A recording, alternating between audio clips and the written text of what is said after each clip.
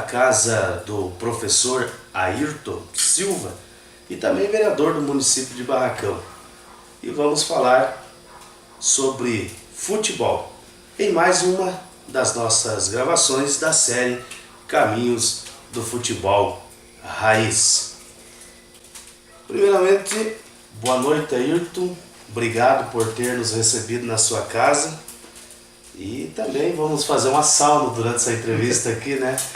Que vai ser interessante. É bom que durante a sauna perde uns quilos. Né? Eu, principalmente, estou precisando perder uns quilos. Boa noite. Boa noite, Marcos. Obrigado por essa oportunidade para lembrarmos os tempos do futebol raiz no nosso município. É uma honra participar desse projeto seu e do Paulo, né, que vai trazer muitas lembranças boas para todos nós. Vamos abrir aqui então as nossas sessões de perguntas com a clássica. O que mais te marcou no futebol raiz quando você atuava?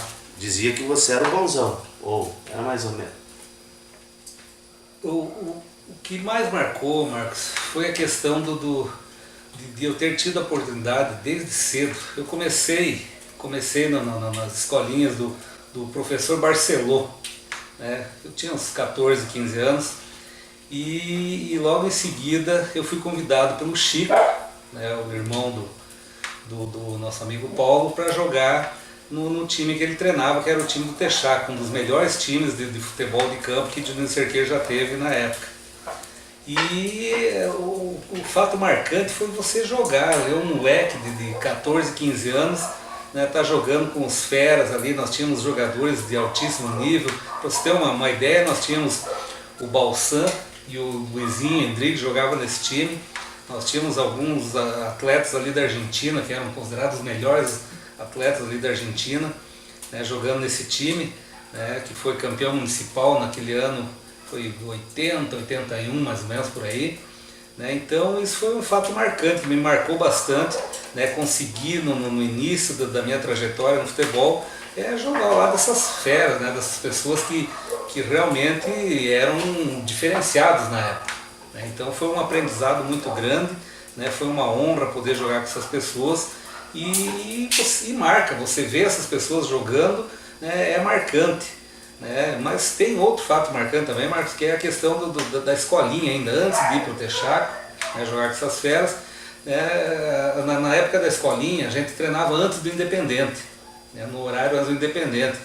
E depois nós ficávamos todos ali babando, na verdade, vendo o Célio, o Choco, esses são lendários, o Alceu, né, o Rebulino, né, treinando, e você ficava ali torcendo para que sobrasse uma vaguinha para na hora do rachão, do coletivo, você poder jogar uns minutinhos com esses caras. Aquela vaidade, desculpa cortar a tua linha de raciocínio, mas aquela vaidade de hoje em dia que não aceito ser reserva, tinha, mas era bem menos, né? Não, era menos, Marcos. Era as pessoas, né, jogavam primeiro por prazer, né? Você jogava por alegria, por diversão, né? Se você era reserva, se você era titular, é lógico que todo mundo queria jogar. Eu mesmo nunca gostei de ficar de fora, gostava mesmo de estar jogando. Ficava bravo, inclusive, quando saía.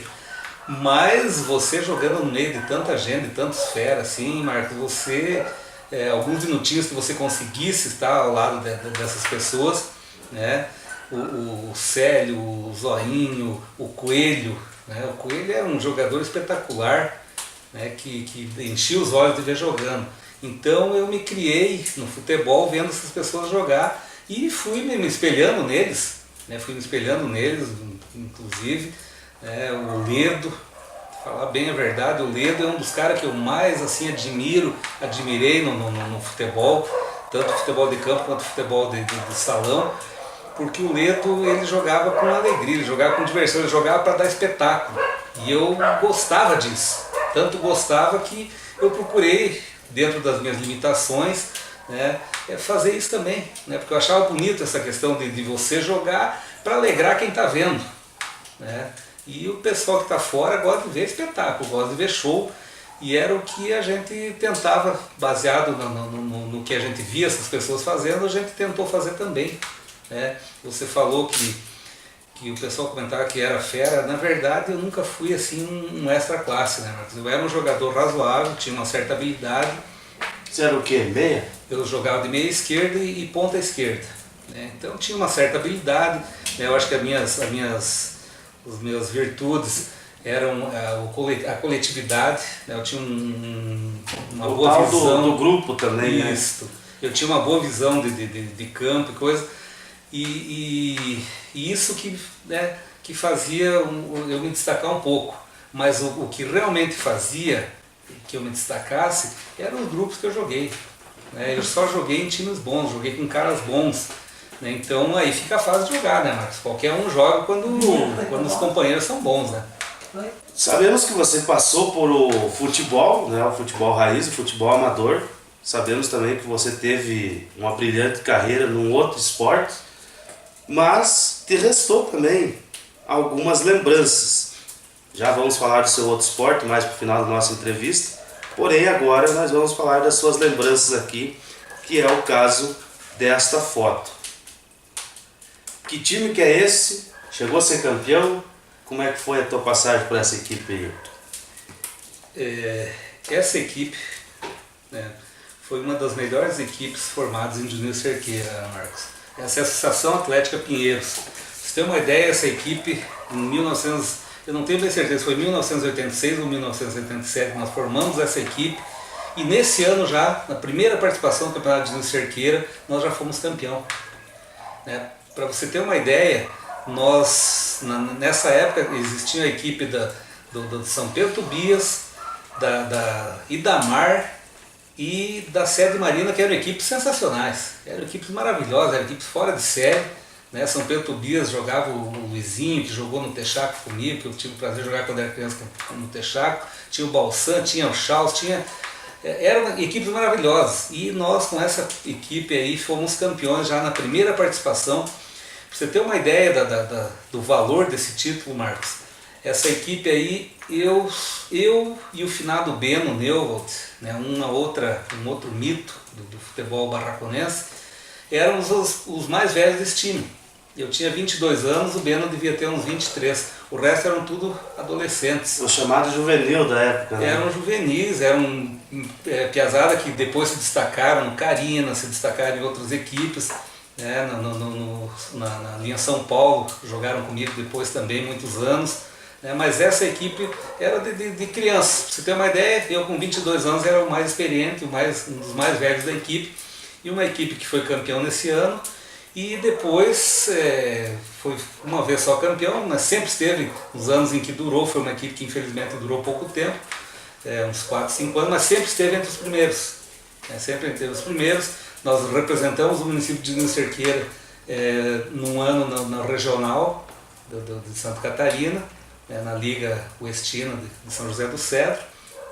E depois disso foi fundida essa equipe com o Independente. Aí acabou a Associação Atlética Pinheiros e eu segui outro rumo, fui jogar para outros times. Essa foto, no caso, foi lá na Arena da... Essa é na Arena da Baixada? Não, lá no campo da Baixada, né? Que era lá onde é a Aduana agora. Né? Isso, esse era ainda no campo da Baixada, saudoso campo da Baixada. Nós estávamos comentando com o Paulo antes ali, né? O progresso é bonito, é interessante, faz bem, mas a saudade que esse campo deixou, né? As lembranças que todos nós temos, nós que jogamos o futebol nessa época, né? As lembranças que esse campo deixou para todos nós, é sensacional. Poderia ser, quem sabe, se não tivesse feito a Aduana, cara, agora não tem como voltar atrás. Mas antes de, quem sabe, ter feito a Aduana, talvez deixar o campo e tombar como um patrimônio histórico do futebol. Né? Poderia, eu não sei se a questão de engenharia ali, se poderia ser feito alguma coisa, mas eu acredito que sim, que poderiam ter deixado, né, o campo até hoje ali, porque é uma coisa assim histórica. Né, mas para a juventude, para os novos, e aqui começou, né, o futebol. Como né? você falou, um patrimônio, né, um patrimônio público, né, nem que fosse só para um amistoso que outro, né, também. Uhum. Mas trocando aqui, que foi o único que nós temos aqui a recordação, na época também não era tão fácil igual hoje. Sim. Que a gente vai num campo, tem 2, 3 fotógrafos tirando foto, cada um tinha média de 200 fotos. Então, é verdade. boleiros, né? E aí, depois dessa equipe, praticamente eu não participei mais dos campeonatos em Júnior Cerqueira, né? Vim para jogar em Barracão, né? Joguei alguns anos, durante uns 5, 6 anos, joguei no time da linha São Paulo, fomos campeão também algumas vezes. Depois joguei no Guarani, da Três Passos, joguei no Copasa, joguei na Vila Rural, e assim foi a nossa caminhada dentro do futebol, mas aí já são fatos mais recentes um pouco. Esse aqui é um recorte de jornal, onde até a gente já sabe que em off que você era técnico dessa equipe ou participou dessa equipe. Aí o título, Vicente Rijo, campeão do futebol. Como é que é a história desse recorte? Esse recorte, Marcos, é o seguinte, o Vicente Rijo é um colégio, o segundo maior colégio estadual do Paraná. É português, então. Isso. Achei que poderia ser espanhol, que o J daí tem som de R, né? Não, é um colégio lá de Londrina, né? Eu fazia estágio, meu estágio da formação, da graduação de Educação Física, fazia estágio nesse colégio e treinei essa equipe, né? E esse campeonato que eles ganharam invicto, ganharam todos os jogos, ficaram campeão invicto, era um campeonato entre todas as escolas do município, todas as escolas públicas e particulares, né? Era Taça TV Coroados de futebol, até 14 anos. E eu tive a honra de treinar essa equipe, né, que foi campeão, ganhando todos os jogos, e inclusive dentro desses com vitórias só vitórias, nenhum empate, nenhuma derrota, só vitória, ganharam todos os jogos, né, se não me engano foram 7 ou 8 jogos, 7 ou 8 vitórias, né, inclusive na final, se não me engano nós ganhamos de 5-1, 5-2, tá bem anotado, eu não lembro. 5-3. 5-3, isso. E desses meninos aí, depois de alguns anos, a gente teve notícia que alguns deles, né, seguiram carreira, conseguiram se profissionalizar. Eu nunca mais tive contato com eles, mas tive a honra de treinar essa bela equipe do colégio. Aqui nós já temos você como técnico de uma equipe de vôlei. Esse aqui é vôlei no caso, né? Achei que fosse uma equipe de futsal. Mas aqui você já estava migrando já do futebol e já indo para o lado do vôlei, que também você tem bastante história nesse quesito. Aqui deve ter sido uma das suas primeiras participações no vôlei, né? Isso, Marcos. Apesar de... O vôlei raiz também, né? Porque... apesar da minha prática ter sido sempre no futebol, sempre joguei futebol, mas como profissional, educação física, como técnico, minha formação é técnico de voleibol, né? Eu trabalhei com essas equipes, essa foi uma das primeiras equipes, uma equipe multicampeã também, né? Foi campeão algumas vezes dos jogos regionais de voleibol masculino, né? Representando primeiro a escola Leonor Castelão, depois o Colégio Dr. Mário, né? Foi um dos primeiros trabalhos nossos, né? com o voleibol. Aqui temos uma recordação da SERC, né? Sociedade Esportiva Cometa, Recreativa, né? Sociedade Esportiva Recreativa Cometa, que era a escola do Paulo Pérez, o qual você deu muito incentivo também. Antes nós falarmos dessa tua passagem aqui, porque nós vemos aqui o filho do Aldérico, né? Que é o Marcos, também conhecido como Fofo, que segundo a informação do Paulo, deve ter sido ele que emprestou o uniforme do futebol para você jogar lá a competição. Como é que foi essa competição aí? Você veja bem, Marcos, as dificuldades que a gente teve, como você bem falou, né, no voleibol raiz também, né? Essa equipe aqui é uma equipe, eu comentei com o Paulo antes, nós participamos 5 anos consecutivos dos Jogos Regionais do Paraná de voleibol. Na primeira vez eles já foram campeão também. Com uniforme emprestado de futebol, porque a escola não tinha uniforme, nós não tínhamos uniforme, ninguém tinha uniforme, conseguimos com o Paulo, né, um uniforme emprestado. E essa equipe foi uma equipe, não foi a mais brilhante, não foi uma das melhores, mas foi a que mais vitórias obteve, né, num ciclo de 5 anos, né, foi campeã 2 ou 3 vezes e sempre esteve nas finais também dos jogos escolares quando participou. E a patrocínio e um integrante da família Slongo ali, ó. Isso, o Fofo jogava ali, tem o Galvão também ali. Por sinal, era muito bom o Fofo no vôlei, né? Sim. Não era diferenciado, mas fazia muito bem o papel mas dele. era um atleta de alto nível, um atleta de bom nível, né, bem completo, assim, com toda a fundamentação muito bem evoluída, sabe? Aqui também temos uma outra equipe de vôlei, né? Pelo menos partes da equipe de vôlei aqui, que também estão com o uniforme já mais evoluído da SERC, patrocinado pelo então Bonifácio. Tá aqui o pessoal Jefferson, né? O professor Jefferson. Isso. Posso reconhecer também aqui o Gustavo, que hoje é empresário na cidade de Dionísio. O Tito, que era motorista, né? O Tito era nosso parceiro por muitos anos, né? Nos conduziu aos jogos Como é que foi escolares. essa equipe? Essa equipe era treinada pelo professor Jefferson, né? Eu ajudava o professor, era um auxiliar do Jefferson, né? Dessa equipe aqui, uma equipe campeã também, né? Essa equipe desse ano aqui foi campeã regional também, representou o município nos Jogos Escolares do Paraná, fase final, né? E voltando agora para o futebol, já que nós estávamos falando de ajuda, vamos falar da ajuda. A ajuda que você dava extra-campo para o Paulo Pérez, que todos sabem, ele não tem o CREF, né? E claro que na época que ele teve a escolinha não era exigido o CREF, mas também todos sabem que acabou dando uma definhada na escolinha dele justamente por causa dessa exigência de formação. Mas durante, mesmo que não precisasse do CREF, precisava de apoio de profissionais. E você, com toda certeza, foi um desses braços direitos do Paulo. Ele sempre, quando se fala em SERC, ele lembra. O Ayrton é o cara que me ajudou. O que você tem a dizer dessa ajuda prestada dele? Na verdade, o Paulo é uma pessoa muito humilde, né? O que a gente fez foi um apoio moral, um incentivo sempre, né? Mas não passou muito mais do que isso não. O Paulo fez todo um trabalho bonito, um trabalho assim que foi pioneiro inclusive, né? Foi um trabalho pioneiro que depois, a partir dali que começaram a surgir as escolinhas, as outras escolinhas, as escolinhas municipais, as escolinhas particulares, né? Mas o pontapé inicial foi através do Paulo, com as escolinhas dele, que renderam frutos incríveis, inclusive, né? Saíram atletas de altíssimo nível que participaram com o Paulo.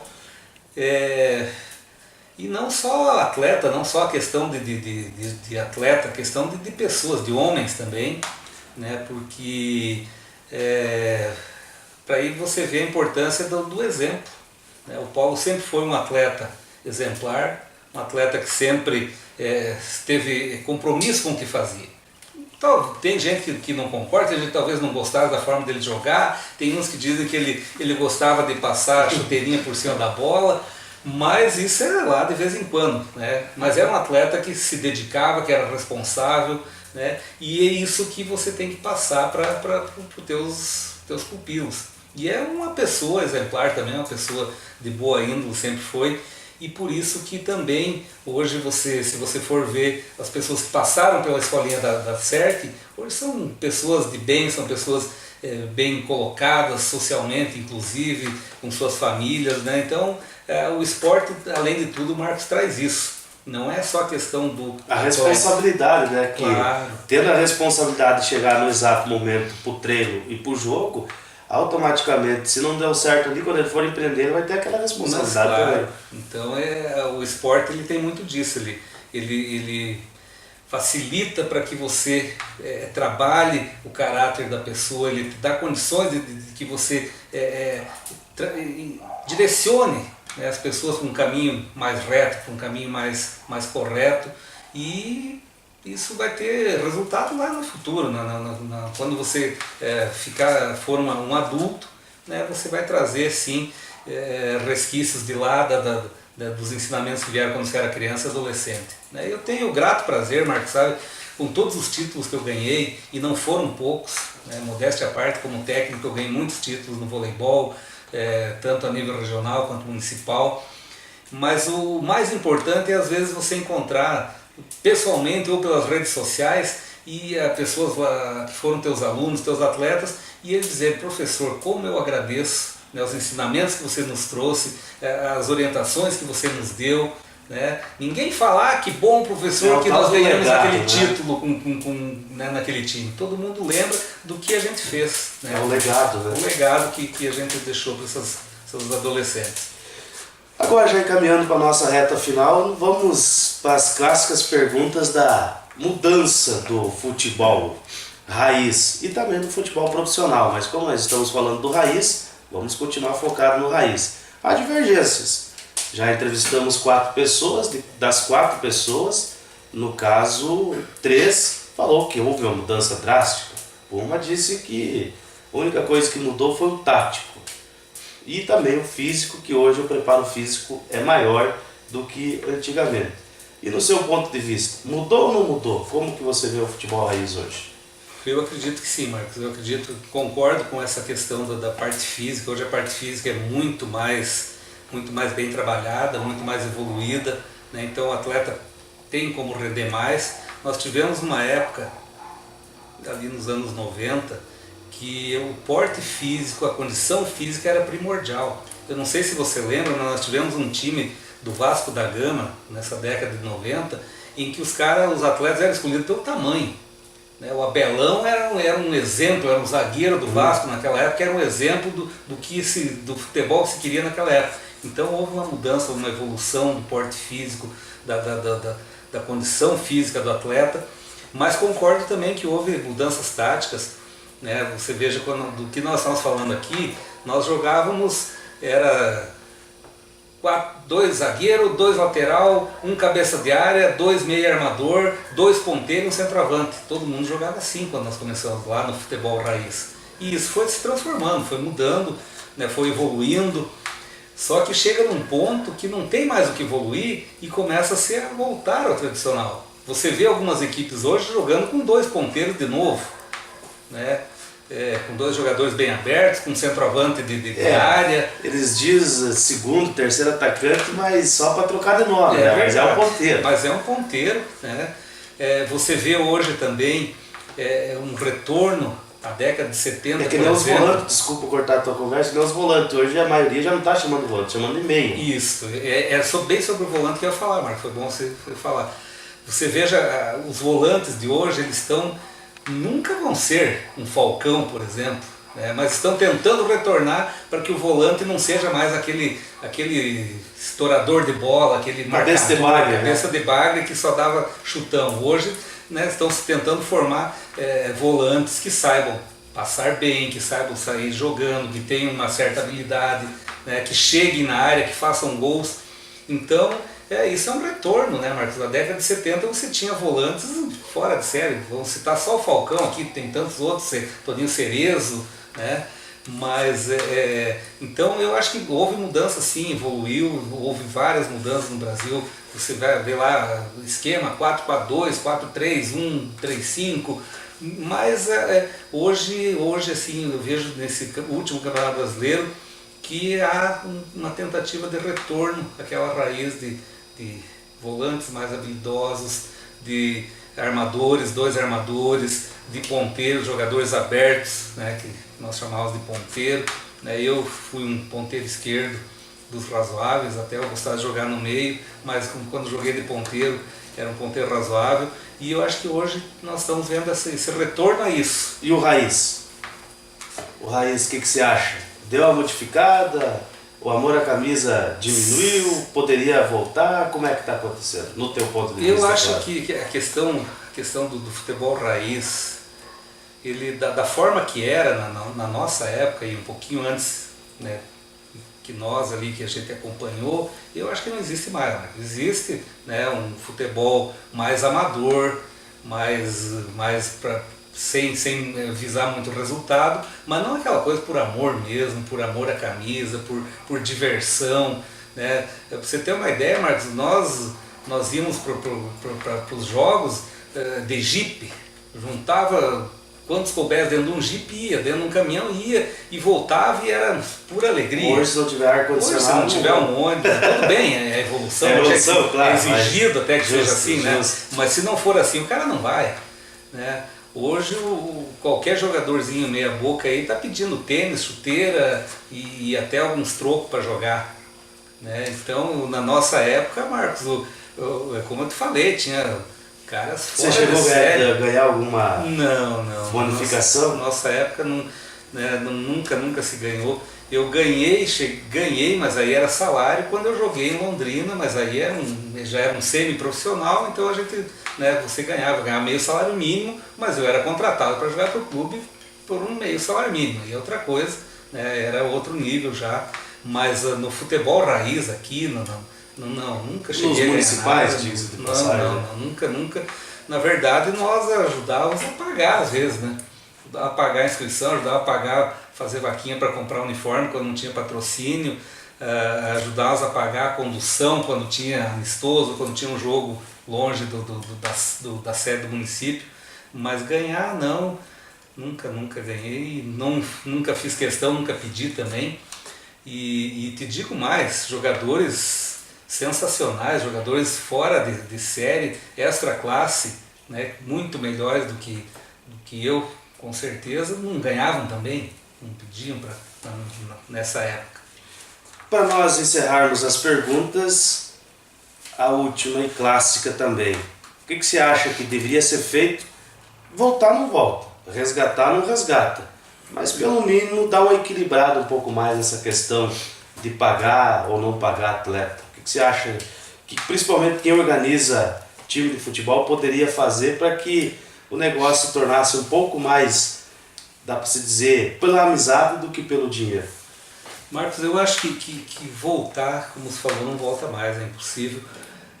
Mas aí é uma questão individual de cada um, uma questão familiar, inclusive, uma questão até da família incentivar. Ó, você vai jogar por prazer, você vai jogar, se você não gostar, você sai, se você gostar, você continua. As escolinhas hoje, infelizmente, elas têm que ter um certo rendimento, tem que ter rendimento, então elas querem rendimento, precisam ganhar para ter mais alunos, etc. Então é bem difícil voltar aquele tempo. Pra você ter uma ideia, já que nós estamos falando nisso, Marcos, eu fui um cara que fui forjado em campinho. Eu e toda a minha geração fomos forjados em campinho de terra, mas cada terreno baldio do barracão era um campinho. Hoje não tem mais isso. Como que você vai criar um futebol raiz, como você vai voltar, né, se você não tem nem essa opção mais de ir para os campinhos?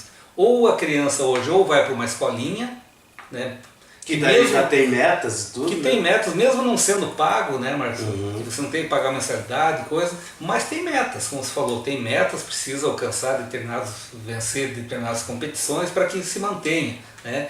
Então é praticamente impossível, Marcos. Olha, nós tínhamos... É evolução mesmo. É evolução. Nós tínhamos no centro da cidade, nós tínhamos 5, 6 campinhos de terra, Marcos. Então você saía de um campinho para o outro.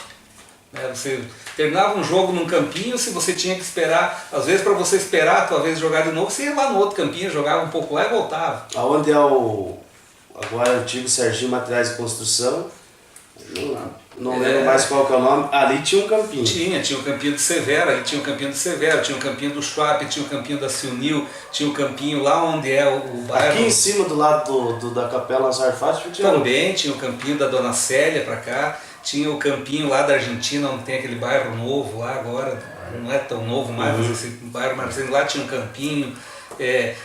Atrás da minha casa tinha um terreno baldio, tinha um campinho que nós fizemos, né? Nós, então, os meninos da rua ali. Impossível. Então, dessa forma é impossível, Marcos. Dessa forma é impossível. Você pode ter... Que de certa forma também não é errado a pessoa receber pelo que faz. Não.